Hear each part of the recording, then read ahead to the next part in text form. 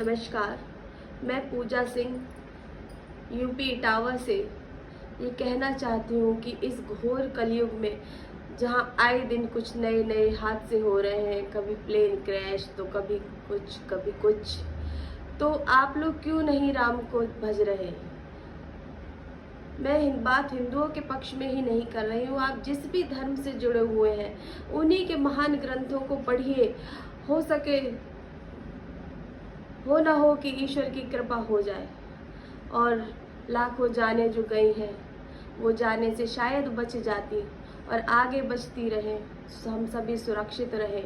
सर्वे भवन्तु सुखिना, सर्वे सन्तु निरामया, सर्वे भद्राणि पश्यन्तु, मा कश्चित् दुःखभाग् भवेत्। हम सभी सुखी रहें। आज मैं श्री राम कथा का शुभारंभ कर रही हूँ। सुनिएगा। बात उस समय की है जब श्री राम जी अपने भ्राता लक्ष्मण के साथ जनकपुरी में भ्रमण कर रहे हैं। देखन बाघ कुंवर दो आए, बाघ को देखने दो कुंवर आए हुए हैं।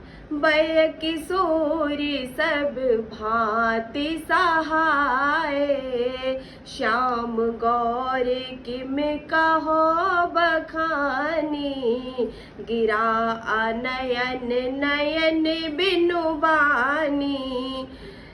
दो राजकुमार बाघ देखने के लिए आए हुए हैं, किशोर अवस्था के और सब प्रकार से सुंदर है। वे सांवले और गोरे रंग के हैं। उनके सौंदर्य का मैं कैसे बखान करूं।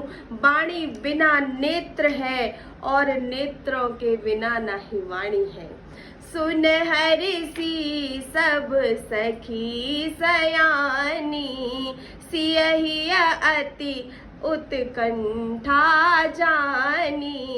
एक कहिप नृपसुत आली, सुने जे संग आए काली।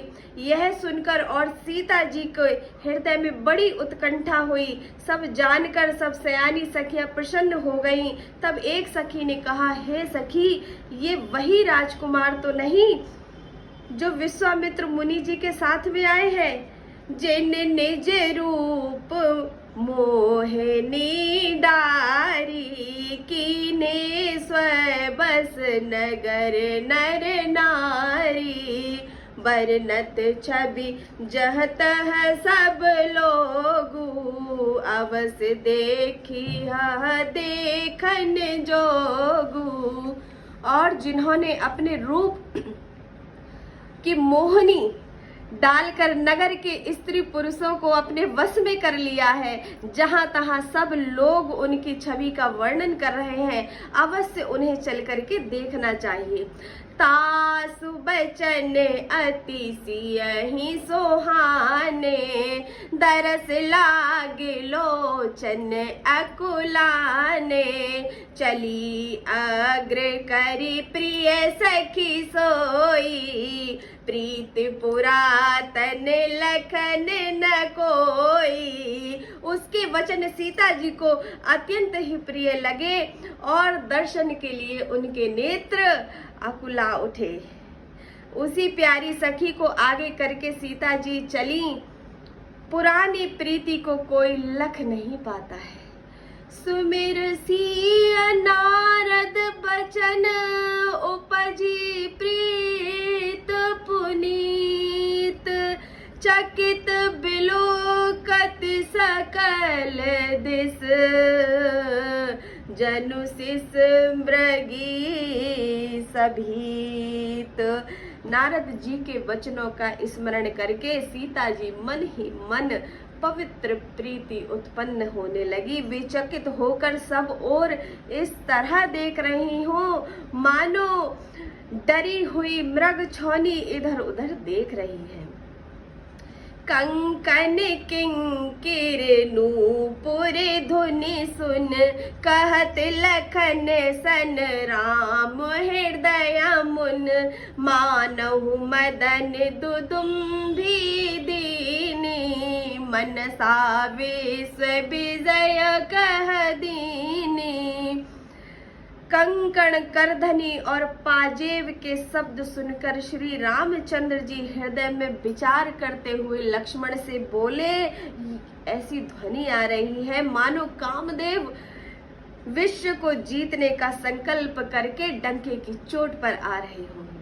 आस कह फेरी चित ही ते ही ओरा, सिया मुख शशि भय नयन चकोरा, भय बिलोचन चारु अचंचल, मनहु सकुच निबित जे दिगंचल।